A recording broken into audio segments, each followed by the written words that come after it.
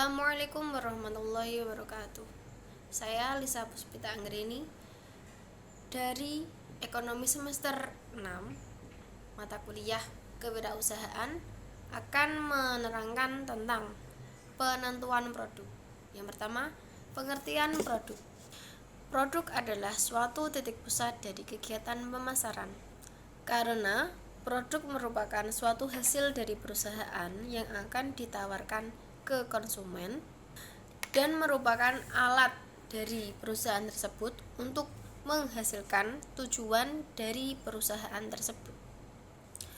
Suatu produk haruslah memiliki keunggulan dan dapat bersaing dengan produk-produk yang lain, baik dari segi kualitas, kuantitas, desain, bentuk, ukuran, dan kemasan serta kelayanan.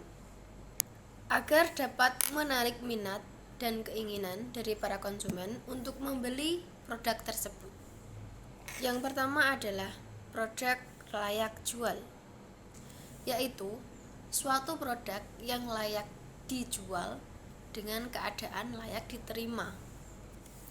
Baik kemasan maupun isinya tetap berkualitas sama seperti ketika pada saat produk tersebut diproduksi. Sebuah produk yang tepat sebagaimana didesain sejak awal pembuatan adalah suatu produk yang baik. Dan produk yang tidak sesuai dengan standarnya, maka produk tersebut dianggap produk yang buruk atau produk yang cacat. Suatu produk baru bisa dikatakan baik ketika bisa menjalankan fungsi utamanya, seperti contoh produk handphone, yang fungsi utamanya adalah untuk berkomunikasi antara satu pihak dengan pihak yang lain. Jika fungsi utamanya ini hilang, maka produk handphone ini dikatakan tidak layak atau cacat. Yang kedua adalah produk yang berkualitas. Ada beberapa unsur yang bisa kita perhatikan, kita gunakan sebagai acuan untuk menghasilkan suatu produk yang bermutu. Yang pertama adalah dengan harga yang wajar. Kita tidak perlu mematok atau menggunakan harga yang mahal. Yang terpenting adalah bahwa produk tersebut sudah memenuhi tuntunan dari konsumen. Karena kebanyakan dari konsumen itu mencari dengan harga yang relatif rendah, namun dengan kualitas yang terbaik. Yang kedua adalah ekonomi. Dalam artian kita itu hanya membutuhkan tenaga yang sedikit untuk membuat produk tersebut.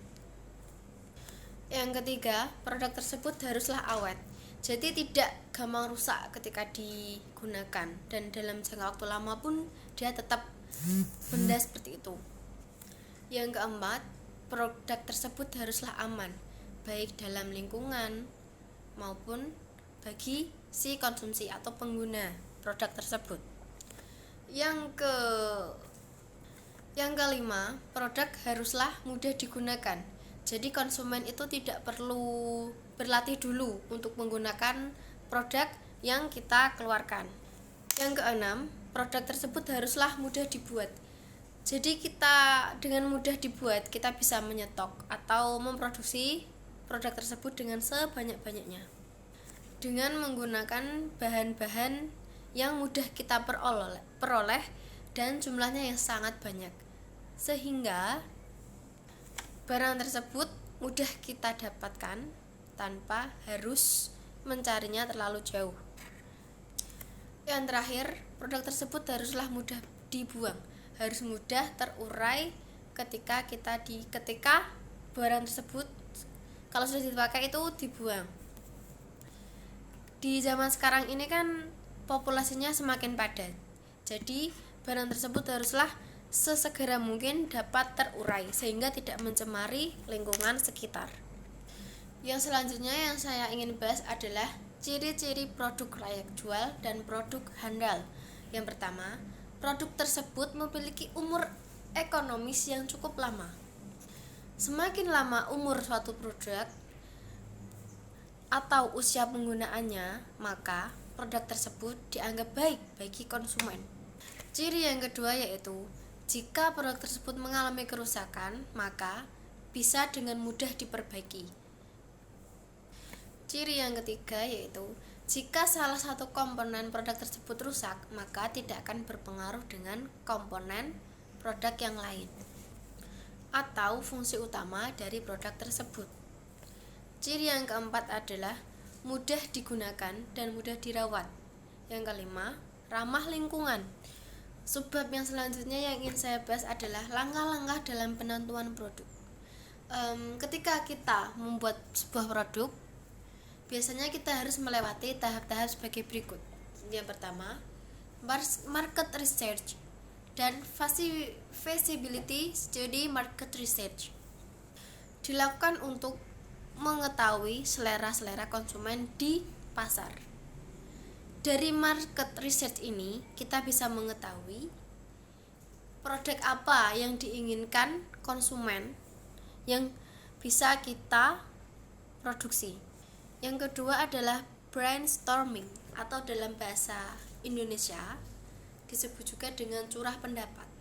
Adalah suatu proses mengumpulkan ide-ide untuk mencari solusi atau jalan keluar dari masalah yang didiskusikan.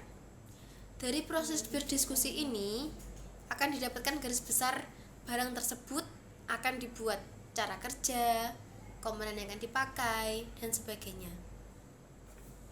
Yang ketiga, menentukan tujuan dan batasan produk. Tujuan dan batasan diperlukan agar kita agar kita tidak berlebihan dalam merancang produk tersebut yang akan berakibat mahalnya harga jual ke konsumen. Konsumen tentu saja menginginkan nilai tambah yang ditawarkan dalam produk tersebut sepadan dengan biaya yang dikeluarkannya, atau yang dikenal dengan istilah reasonable price. Yang keempat, dengan cara menggambar produk. Dengan menggambar produk, berdasarkan hubungan dimensi komponen-komponen yang sudah ditentukan dalam tahap-tahap di atas, kita akan mendapatkan ilustrasi produk jadi. Jadi kita tuh bisa mengira-ngirakan kira-kira bentuknya produk yang akan kita buat itu seperti apa dan dengan dimensi yang bagaimana. Yang kelima, dengan cara mereview produk untuk mengevaluasi apakah ada kekurangan pada rancangan yang sudah dibuat desainnya sampai tahap gambar ini. Dengan cara kita menggambar kemudian kita mereview, kita bisa lebih membuat produk tersebut daripada kita hanya membayangkan atau mengangan-angannya saja. Dengan cara yang keenam, dengan cara membuat prototype atau sampel. Cara ini biasanya digunakan sebagai contoh, semisalnya gini. Kalau kita ingin membuat mobil, kita bisa membuatnya atau mendekornya dengan memakai kardus ataupun tanah liat. Jadi kita tidak harus langsung membuat mobilnya satu secara utuh. Kita hanya perlu membuat rancangannya saja dengan menggunakan kardus ataupun tanah liat. Yang ketujuh adalah uji coba.